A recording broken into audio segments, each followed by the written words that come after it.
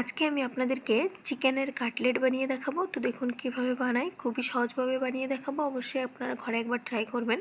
তো দেখুন এখানে আমি নিয়ে নিচ্ছি কিছু পরিমাণ বোনলেস চিকেন। এবার চিকেনটা আমি সিদ্ধ করে নেব। তো চিকেনটা প্রথমে একটা কড়াই নিয়ে নিয়েছি, কড়াইয়ের মধ্যে দিয়ে দিলাম। এবার এর মধ্যে আমি দিয়ে দেবো পরিমাণ মতো জল। এবার জলটা দিয়ে এবার এর মধ্যে আমি দিয়ে দেবো 1 চামচ মতো সয়া সস আর দিয়ে দেবো একটু নুন। এখানে সয়া সসটা দিচ্ছি যাতে চিকেনের কাঁচা ফ্লেভারটা চলে যায় আর কাটলেটগুলো একটু বেশ ভালো স্মেল আসে। তো দেখুন এখানে আমি দিয়ে দিলাম সয়া সস আর নুন দিয়ে ভালো করে ঢাকা দিয়ে আমি সিদ্ধ করে নেব। এবার এখানে একটা বড় আলু যেটাকে আমি প্রেসার কুকারে দিয়ে সিদ্ধ করে নিয়েছি। এবার আলুটাকে আমি ভালো করে কাঁটা চামচের সাহায্যে দেখুন ম্যাশ করে নিচ্ছি। এইভাবে কাঁটা চামচের সাহায্যে ম্যাশ করে নিচ্ছি, খুবই ভালো ম্যাশ করা যায়। আমার কাছে কোনো ম্যাশার নেই, তো আমি এটা দিয়েই ম্যাশ করে নিলাম। তো দেখুন চিকেনটা আমি ভালো করে ফুটিয়ে সিদ্ধ করে নিচ্ছি। চিকেনটা প্রায় আমার সিদ্ধ হয়ে গেছে। এবার চিকেনটা সিদ্ধ হয়ে গেছে, এবার আমি এটা একটা বাটিতে নামিয়ে নিয়েছি। এটাকেও আমি দুটো কাঁচা চামচ দু হাতে নিয়ে ভালো করে চিকেনটাকে ভালো করে ছাড়িয়ে নেব। তো দেখুন এটা আপনারা হাত দিয়েও করতে পারেন, আমার কাছে সুবিধা হয় কাঁটা চামচ দিয়ে, তো আমি কাঁটা চামচ দিয়ে করেছি। এবার একটা কড়াই নিয়ে নিয়েছি, কড়াইটা গরম হলে দিয়ে দিচ্ছি কিছুটা পরিমাণ সরষের তেল। তেলটা দিয়ে এবার এর মধ্যে আমি দিয়ে দিচ্ছি একটা পেঁয়াজ কুচি। দেখুন এইভাবে আমি চপ করে পেঁয়াজটা কুচি করে নিয়েছি। এবার একটা পেঁয়াজ কুচি দিয়ে দিচ্ছি। পেঁয়াজটা একটু নাড়িয়ে চাড়িয়ে লালচে করে ভেজে নেব। খুব বেশি ভাজার দরকার নেই, হালকা পেঁয়াজের গন্ধটা গেলেই হবে।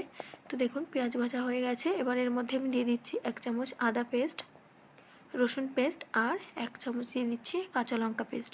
এবার এটাকেও একটু নাড়িয়ে চাড়িয়ে ভেজে নেব। এবার এর মধ্যে আমি দিয়ে দিচ্ছি স্বাদ মতো নুন, দিয়ে দিচ্ছি 1 চিমটি কাশ্মীরি লঙ্কার গুঁড়ো আর দিয়ে দেবো 1 চামচ মতো জিরে আর ধনে একসাথে ভেজে গুঁড়ো করে নিয়েছি। এটা প্রথমে কড়াইতে দিয়ে ড্রাই রোস্ট করে তারপরে ভেজে নেওয়া। তারপরে দিয়ে দিলাম 1 চামচ মতো গরম মশলা, দিয়ে এটাকে ভালো করে নাড়িয়ে চাড়িয়ে আবারও 2 থেকে 3 মিনিট মতো মশলাটাকে ভেজে নেব। তো দেখুন মশলাটা আমার ভাজা হয়ে গেছে। এবার যে ম্যাশ করে রেখেছিলাম পটেটোটা, সেই পটেটো দিয়ে দেবো আর দিয়ে দেবো চিকেনটাও আমি দিয়ে এবার এটাকেও আবার 2 থেকে 4 মিনিট আমি ভালো করে আবার রান্না করে নেব। দেখুন আবারও একটু নাড়িয়ে চাড়িয়ে ভালো করে রান্না করে নিয়েছি। রেডি হয়ে গেছে আমার পুরটা।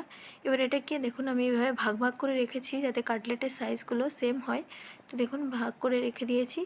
এখানে আমার 6 পিস কাটলেট বানানো হয়েছে। আমি কাটলেটের শেপ দিয়ে আমি এইভাবে বানিয়ে নিয়েছি। আপনারা এইভাবে যেভাবে চাইবেন সেভাবে বানিয়ে নেবেন, আমি এইভাবে বানিয়েছি। এবার এখানে একটা প্লেটে নিয়ে নিয়েছি একটা ডিমটাকে ভালো করে কাঁটা চামচের সাহায্যে ফেটিয়ে নিয়েছি আর নিয়ে নিয়েছি ব্রেড গ্রাম। এবার এটাকে আমি কোট করে নেব। দেখুন এবার একটা কাটলেট প্রথমে আমি ডিমের মধ্যে ভালো করে এপিট ওপিট করে চুবিয়ে নেব। তারপর এটাকে ব্রেড ক্রামের মধ্যে দিয়ে দেব। এটাকে আপনারা ডবল কোট করতে পারেন, খুবই ভালো হয়। আমি এখানে ডবল কোট করেই নিচ্ছি যাতে কাটলেটগুলো একটু ক্রিস্পি হয় উপর থেকে আর এতে খেতেও ভালো লাগবে। আর আদারওয়াইজ আপনারা একবার কোট করে নিতেও পারেন। তো দেখুন আমার কাটলেটগুলো কোট করা হয়ে গেছে। এবার আমি এটাকে 20 মিনিট মতো ফ্রিজে সেট হওয়ার জন্য রেখে দেবো। আপনারা চাইলে বাইরেও রেখে দিতে পারেন, ফ্রিজে না রেখে। এটা সেট হয়ে যাবে আর এইভাবে আপনারা ফ্রিজে ভালো করে কোটোর মধ্যে আটকেও রেখে অনেক দিন ধরে পরে ভেজে খেতে পারেন। তো দেখুন এবার এটাকে লো টু হাই ফ্লেমে আমি ভালো করে এপিট ওপিট করে লালচে করে ভেজে নিচ্ছি কাটলেটগুলো। তো আমি একটা একটা করে এইভাবে কাটলেটগুলো এপিট ওপিট করে নাড়িয়ে চাড়িয়ে লালচে করে ভেজে নিলাম। তো রেডি হয়ে গেছে আমার চিকেনের কাটলেট। যদি আমার ভিডিওটা ভালো লাগে অবশ্যই লাইক করে দেবেন আর আমার চ্যানেলটিকে সাবস্ক্রাইব করে দেবেন। Thank you for watching.